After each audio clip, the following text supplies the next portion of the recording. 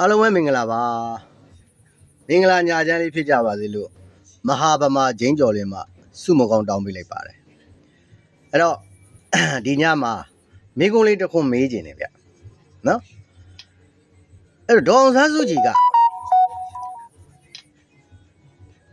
စပြီးအာဏာရလာကြတဲ့ကစကားတစ်ခုအမြဲတမ်းပြောတယ်ဗျဘာစကားလဲဆိုတော့ဖေဖေပြောခဲ့တာဆိုတဲ့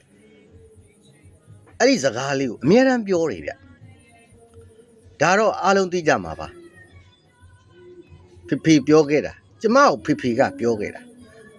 ဒါနိုင်ငံရေးကိုနည်းနည်းထဲထဲဝင်လေးလေ့လာမှုတဲ့သူဒေါ်စုရဲ့စကားတွေကိုနားထောင်မှုတဲ့သူတွေဆိုရင်ကြားဖို့ကြလိမ့်မယ်ဒေါ်စုအမြဲတမ်းပြောနေကြဖေဖေပြောခဲ့တာတွေကတော့အများကြီးပဲဖြစ်ကောင်းဖြစ်နိုင်တယ်ဒေါ်ဆန်းစုကြည်က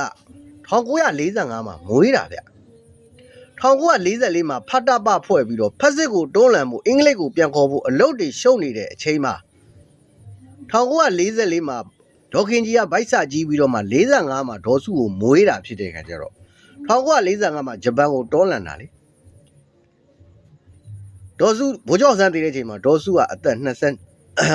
နှစ်ပဲရှိသေးတယ်အသက်2နှစ်သမီးလေးကဗိုလ်ချုပ်ပြောတဲ့စကားတွေကိုမှတ်မိနေတယ်ဆိုတော့သူကလည်းအမြဲတမ်းပြောတယ်ဖေဖေပြောခဲ့တာဆိုပြီးတော့အဲ့ဒါတွေကယုတ်တိကြပါမလား2နှစ်သမီးလေးကတို့ဗိုလ်ချုပ်ဆန်းကလည်းပဲဒီနိုင်ငံအရေးတွေမှာအင်္ဂလိပ်ကိုတိုက်လိုက်ဂျပန်ကိုတိုက်လိုက်နဲ့အလုံးရှုပ်နေတဲ့အချိန်မှာဒေါအောင်ဆန်းစုကြည်ကိုနူးနူးထွေးထွေးနဲ့နေ့စဉ်စကားတွေပြောဖို့အချိန်ရှိလားရှိတယ်ဆိုလို့ရှိရင်တော့ဗိုလ်ချုပ်ကတကယ်အလုံးမလုပ်တာပဲဒေါ်စုကဖေဖေပြောခဲ့တဲ့စကားတွေကိုမှတ်မိနေတာဆိုရင်ဗိုလ်ချုပ်တကယ်အလုံးမလုပ်လို့ဆိုတာသိကြတယ်ဗိုလ်ချုပ်တာနိုင်ငံအလုပ်တွေတကယ်လုပ်တယ်ဆိုရင်ဖေဖေပြောခဲ့တာဆိုပြီး2နှစ်သမီးလေးတယောက်ကဒီလောက်ထိမှတ်မိနေစရာအကြောင်းမရှိဘူးဒါလည်းစဉ်းစားစရာတစ်ခုပေါ့မြန်မာတမိုင်းကြောင်းပါ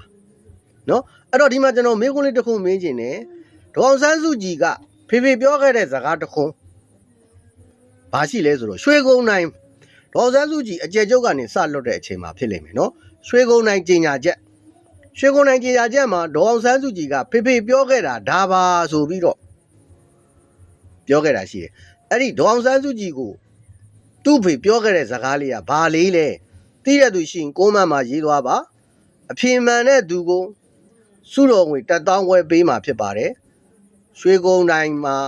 ဒေါ်စုပြောတဲ့ဖေဖေပြောခဲ့တဲ့အကြောင်းကဘာအကြောင်းလဲ